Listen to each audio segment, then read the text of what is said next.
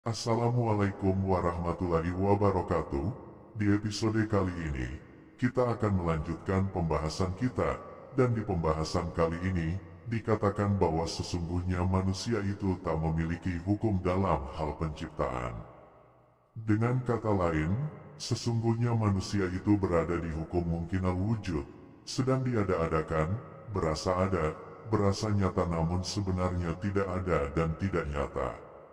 Mampunya kita merasakan diri ada dan merasa diri nyata, sesungguhnya bukan semata-mata karena kita yang merasa, melainkan ada yang merasa di dalam diri kita, dan tidak lain tidak bukan hanya Allah lah yang berada pada diri kita yang merasakan dan menyatakan diri tersebut. Sehingga itulah kita dikatakan bersifat mungkinal wujud, tentu, jika pada Allah yang sejatinya dialah yang ada, dialah yang merasa, dialah yang nyata, di sanalah sifat wajibul wujud.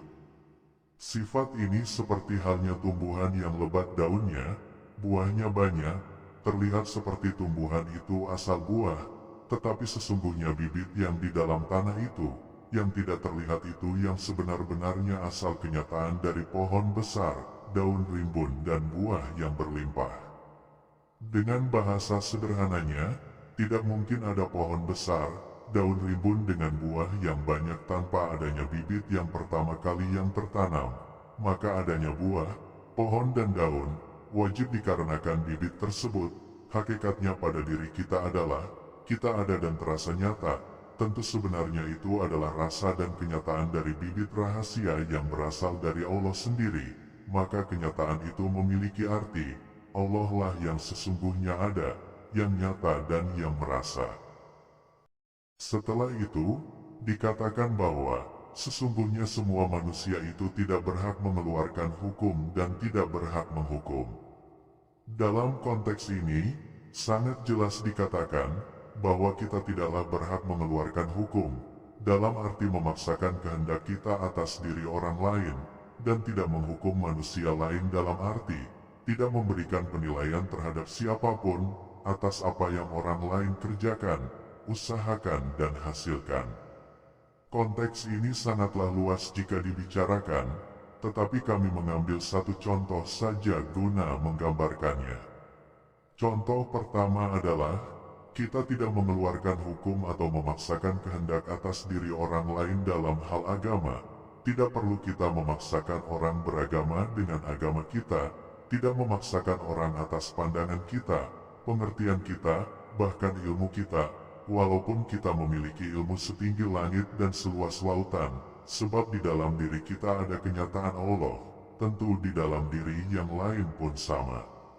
Maka, bagaimana mungkin kita memaksakan keinginan Allah yang ada pada diri orang lain untuk mengikuti keinginan kita? Kita Tuhan atau Allah Tuhan? Maka fahamilah, jika kita berada di posisi ini, sesungguhnya kita telah buta dan lupa akan pandangan aku dan dia sama. Jika sama, maka apa yang ada dalam diriku, tentu ada dalam dirinya. Maka ayat yang keluar adalah, lakum dinukum waliyadin, bagimu agamamu, keyakinanmu, bahkan bagimu dirimu serta perbuatanmu, bagiku agamaku, bagiku keyakinanku. Inilah dasar dari konsep nafsi wa nafsi.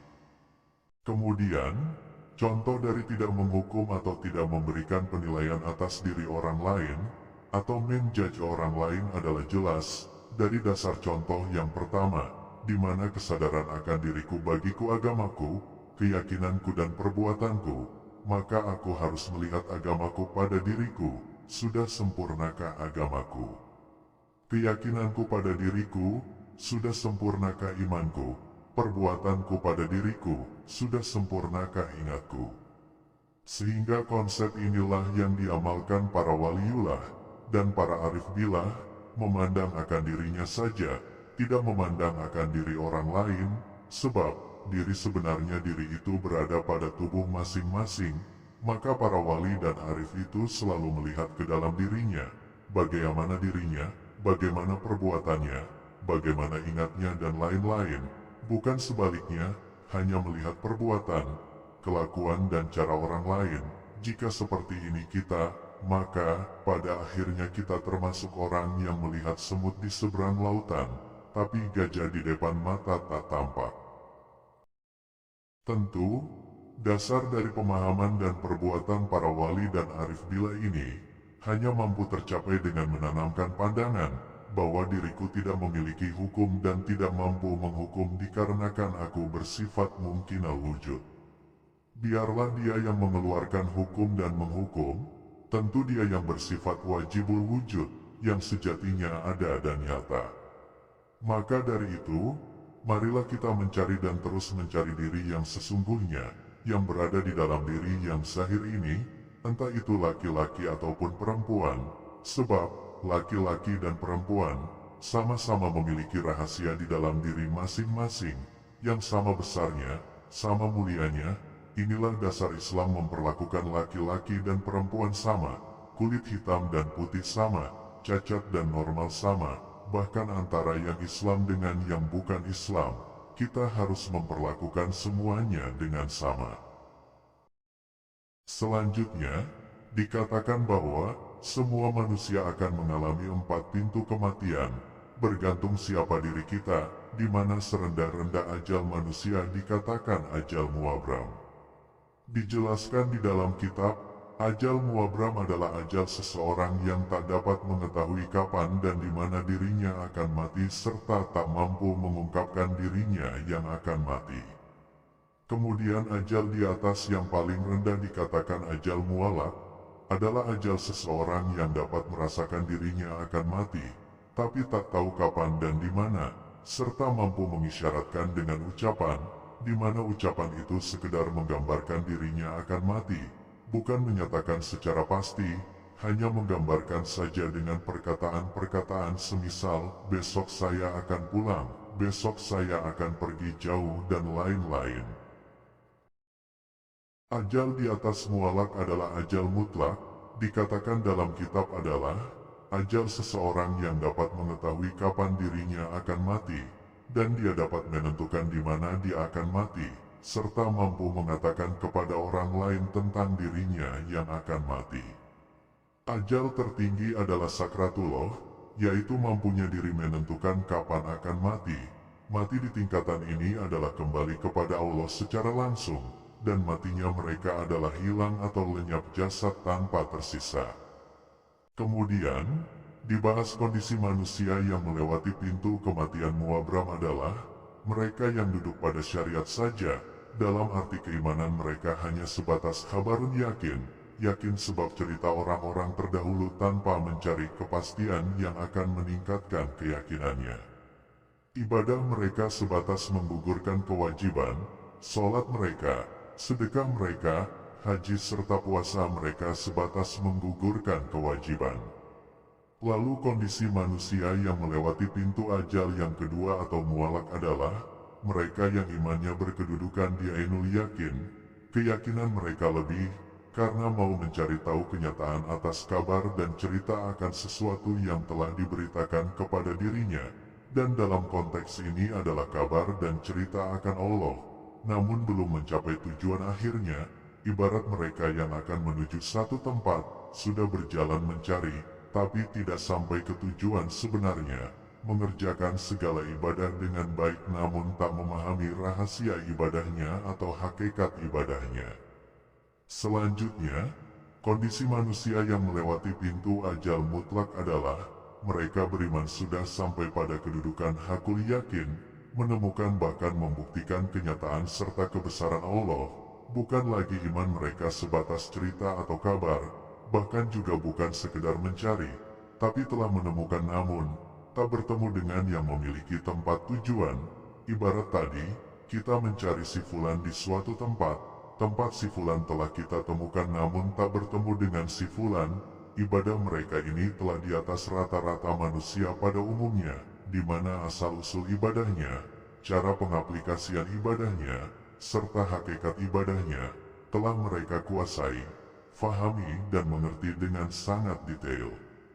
Terakhir, keadaan mereka yang melewati pintu sakratullah adalah iman mereka duduk pada kedudukan kamalul yakin, menemukan dan merasakan kebesaran serta kekuasaan Allah secara terus-menerus, setiap detik, setiap menit, setiap jam selama hidupnya, di mana ibadah mereka ini adalah tiada putusnya, sholat mereka, puasa mereka, zakat mereka serta haji mereka tak pernah putus dalam pengaplikasiannya secara syariat, tarekat maupun hakikat.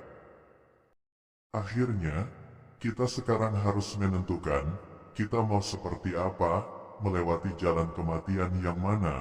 Oleh sebab itu, marilah kita usahakan diri, memiliki tanya dalam diri, bagaimana cara kita memperhatikan dan melihat rahasia yang ada dalam diri kita tersebut, guna menentukan diri kita saat ini dan kelak akan melewati pintu ajal yang mana. Tentu mula-mula, janganlah kita ini sedikit-sedikit mengakui diri, sebab jika kita berani mengakui diri, mari tanyakan diri, tahukah kita esok hari akan seperti apa? Mungkin terlalu jauh jika esok hari. Tanyakanlah diri, apa yang akan terjadi 5 menit setelah ini? Jika kita tak mengetahui dengan sebenarnya yang akan terjadi nanti, maka janganlah mengaku hebat, mengaku telah tinggi, alim dan sebagainya. Maka, berusahalah melihat diri dengan mendekati sifat-sifat Allah dan Rasulullah. Jangan pernah berlawanan dari sifat keduanya, sebab sekali lagi, Allah tak pernah mengakui dirinya, tetapi kita diciptakan guna mengakui Allah sebenar-benarnya adalah Allah, bukan sekedar tahu namanya, sifatnya saja, melainkan Allah yang sejatinya yang maha segala-galanya, dan hakikat pengakuan manusia itu sesungguhnya adalah pengakuan Allah. Atau sebenarnya, Allah lah yang mengakui dirinya. Kita hanya berikrar, membenarkan, mengamini bahwa Allah Ar-Rahman, Ar-Rahim, pengasih dan penyayang, maka bersifatlah kasih sayang kepada semuanya, hilangkan sifat dendam, iri dengki pada diri kita. Jika kita mengakui, mengiyakan Allah Maha Kaya, maka ikrar kita adalah saling memberi kepada sesama tanpa pamrih dan pilih kasih.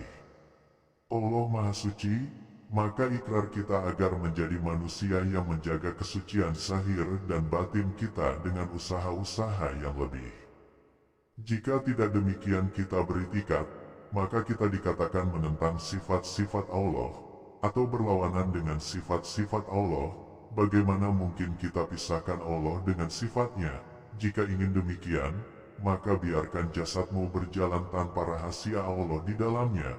Apakah bisa? Tentu saja tak ada yang mampu. Oleh sebab itu, bersifatlah dengan sifatnya, sebab jasad ini pun adalah kenyataan Allah, dan sekali lagi, Allah tak dapat dipisahkan dengan sifatnya. Jika tak mau hidup dengan bersifat sebagaimana sifat Allah dan Rasulullah itu, maka kita akan terkena hukum fawailul lil musyallin, neraka wail bagi mereka yang lalai dalam menyembah aku, bagaimanapun rajin dan seringnya ibadah, bagaimanapun tinggi dan luas ilmunya, seringkali puasa dan naik haji, jika bertentangan dengan sifatnya, wajib baginya neraka wail, sebagaimana firman Allah, jika Allah berbohong, maka dia bukan Allah, jika Allah maha benar, maka lihatlah keadaan diri dengan peringatan Allah tersebut. Inilah sebagian kecil yang dapat kami sampaikan di episode kali ini. Semoga dapat bermanfaat untuk diri kami dan kita semua. Kami juga memohon maaf sebesar-besarnya atas cara penyampaian kami, serta kekurangan dan keterbatasan dalam menyampaikan. Semoga Allah memaafkan kami. Akhir kata, Assalamualaikum warahmatullahi wabarakatuh.